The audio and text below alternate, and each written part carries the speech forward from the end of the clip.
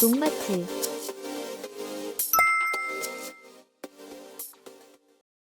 안녕하세요. 농마트TV입니다.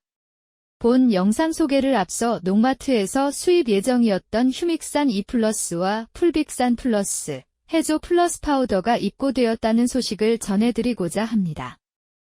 휴믹산과 풀빅산은 식물체와 동물을 구성하는 유기성분 등이 미생물의 작용으로 생분해되는 과정에서 부식 물질이 생성되며 이것이 수만 년에 걸쳐 퇴적되어 형성된 레오나르다이트층에서 추출한 천연 광물질로 일명 부식산으로 불려집니다.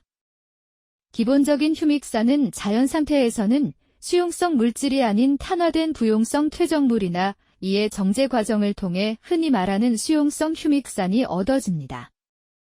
여기서 정제 과정을 통해 칼륨 성분이 없으면 수용성이 될 수 없으며 농마트의 휴믹산 E+는 칼륨이 함유되어 있어 뛰어난 수용성을 자랑합니다.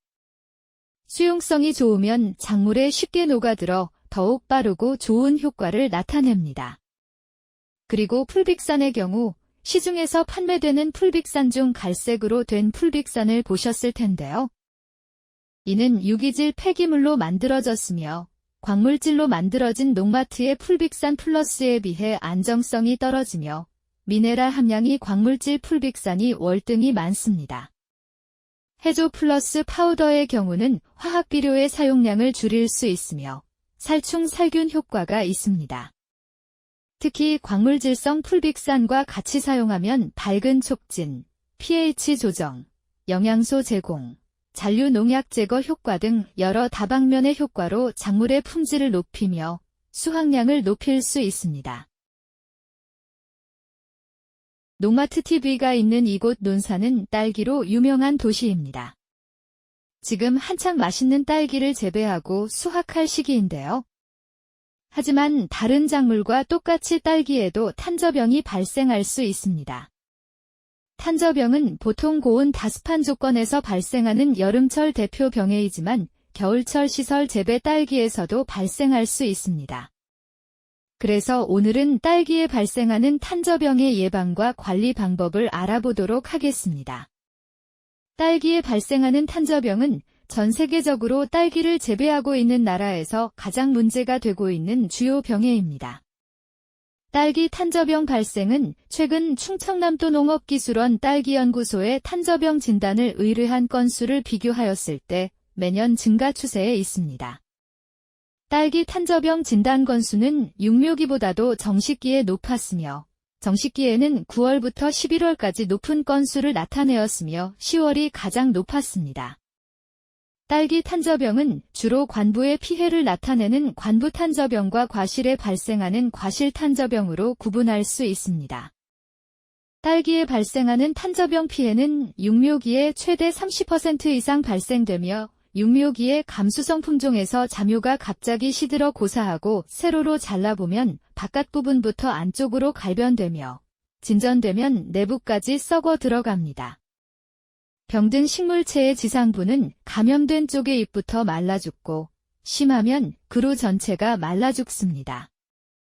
잎자루와 포복경에서는 젓갈색 내지 암갈색 방추형 병반으로 나타나고 진전되면 병반이 빙둘러 확대되면서 흑색으로 변합니다.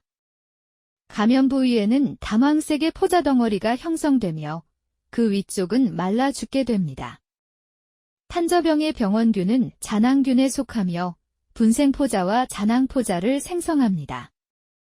생육온도는 10에서 35도이고 생육적온은 26에서 28도입니다. 시설에서 하루 평균 온도를 14에서 17도 사이로 관리하는 걸 생각해보면 탄저병의 병원균 생육온도와 알맞은 온도가 됩니다. 병원균은 식물체의 병든 부위에서 잔황각과 균사의 형태로 월동 후 1차 전염원이 됩니다. 이후 병원균의 전반은 주로 분생포자에 의해서 이루어지며 시설 재배 포장이나 노지 포장에서 온도와 습도가 높을 때 병 발생이 심하며 2차 전염은 비 오는 동안 빗물에 의해 발생됩니다.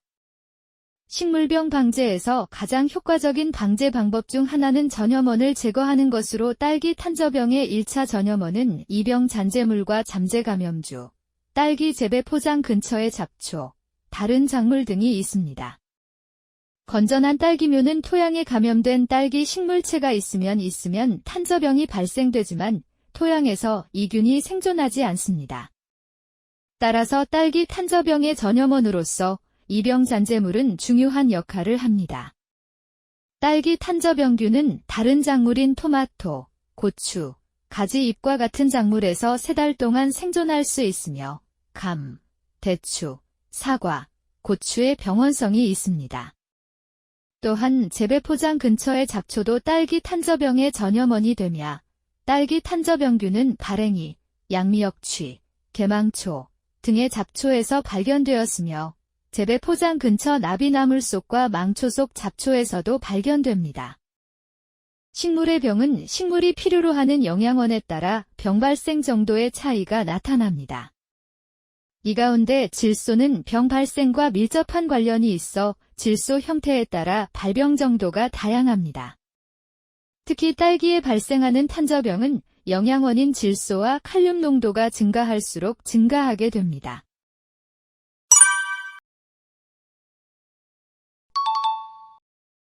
딸기 탄저병 방제 방법. 딸기 탄저병 방제에서 잠재 감염주 제거, 저항성 품종 이용, 비가림 재배, 조직 배양료 이용, 이병잔재물 제거 등 재배적 방법은 가장 중요하며 근본적인 방제법입니다. 볏짚을 피복한 포장이 미피복 포장보다 탄저병 발생이 적은 연구 결과가 있습니다. 이는 탄저병은 물에 의해 전파되기 때문에 비가림 재배를 실시하는 것이 효과적인 방제 방법입니다. 또한 빗물에 의한 탄저병 발생은 딸기묘의 제식거리가 넓을수록 감소하였습니다. 건전한 모주를 선택하고 포트나 격리벤치를 사용하여 육묘하며 자묘도 점적 호스를 이용한 지제부 관수를 실시합니다. 그리고 육묘 시 지중저면 관수와 바닥 멀칭 시 부직포를 이용하면 병 발생을 줄일 수 있고 피해 포기와 피해 경협은 바로 제거하고 장마철 침수가 되지 않게 관리하며 과다한 질소나 칼륨 시비를 피합니다. 그리고 잠재 감염된 묘를 35도로 7분 처리 후 50도에서 3분 온탕 처리 시 탄저병 발생을 감소시킬 수 있습니다. 또한 딸기 탄저병에 감염된 딸기묘를 49도 물에 5분간 처리해도 75% 정도 높은 탄저병 방제 효과가 있지만 식물체 활력을 저하시킬 수 있어 광범위하게 사용되지는 않습니다. 탄저병에 추천하는 제품. 농마트 TV의 그린팩을 추천합니다. 유기농업자 대이며 규산과 황이 함유되어 있습니다. 침투, 확산, 약흔 방지, 거품 감소 등 효과가 있으며 진딧물, 총채벌레, 응애, 온실가루이, 먹노린재, 홍명나방, 탄저병, 무름병, 흰가루병, 노균병, 적성병, 도열병 등의 병해충 방제에 효과가 있습니다.